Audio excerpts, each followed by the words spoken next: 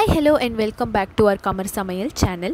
இன்னைக்கு நம்ம இந்த வீடியோல என்ன பார்க்க போறோம்னா fried chicken எப்படி பண்றதுதாங்க நம்ம இன்னைக்கு இந்த வீடியோல பார்க்க போறோம். அதுக்கு முன்னாடி நம்ம வீடியோ இப்பதான் நீங்க first time பார்க்கறீங்கனா மறக்காம நம்ம சேனலுக்கு subscribe பண்ணுங்க. இந்த வீடியோ உங்களுக்கு பிடிச்சிருந்தா லைக் பண்ணுங்க.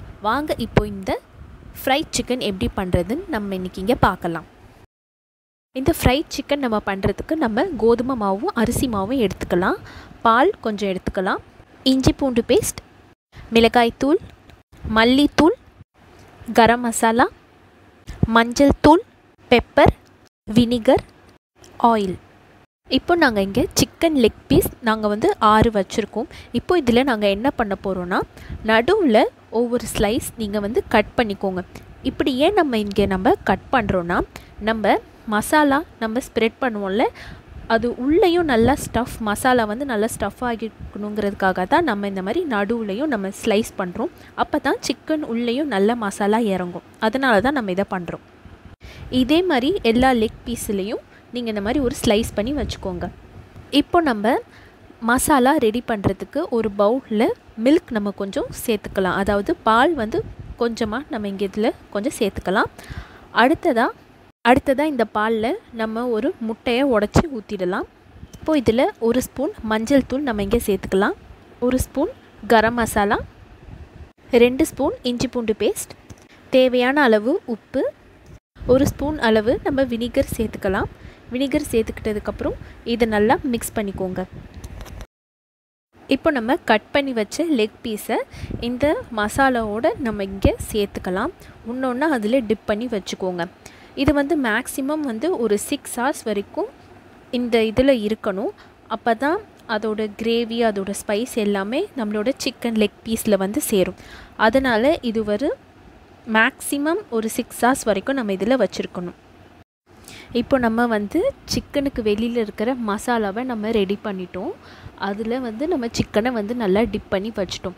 இப்போ அடுத்ததாக நம்ம என்ன பண்ண போகிறோன்னா சிக்கனுக்கு வெளியில் அந்த ஒரு கிறிஸ்பினஸ் கொடுக்க, அதாவது ஒரு ஃப்ரைட் சிக்கன் சொல்கிறதுக்கு இப்போ நம்ம ஒரு இது பண்ண போகிறோம். வாங்க அது எப்படி பண்ணுறதுன்னு நம்ம இது பார்க்கலாம்.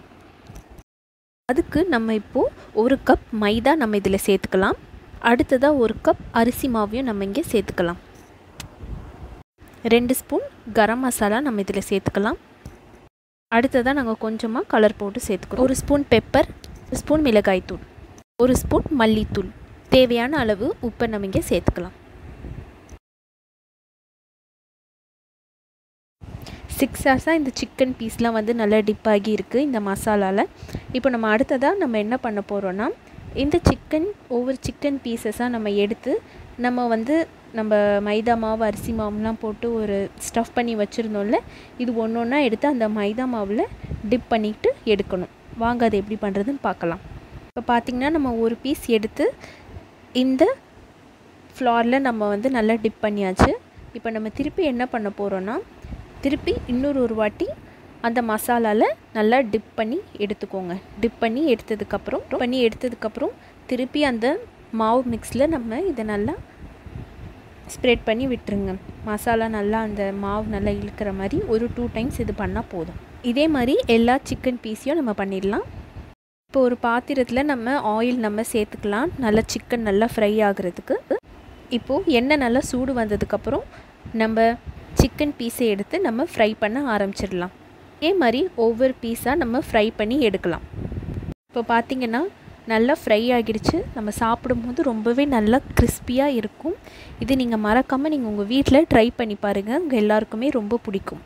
இந்த வீடியோ உங்களுக்கு பிடிச்சிருந்துச்சுன்னா லைக் பண்ணுங்கள், சப்ஸ்கிரைப் பண்ணுங்கள், உங்கள் ஃப்ரெண்ட்ஸ் அண்ட் ஃபேமிலி மெம்பர்ஸ்கிட்டையும் ஷேர் பண்ணுங்கள். வீட்டில் ட்ரை பண்ணி பார்த்துட்டு இந்த கிறிஸ்பி ஃப்ரைட் சிக்கன் எப்படி இருக்குன்னு உங்கள் கமெண்ட்ஸில் பதிவு பண்ணுங்கள். தேங்க்யூ.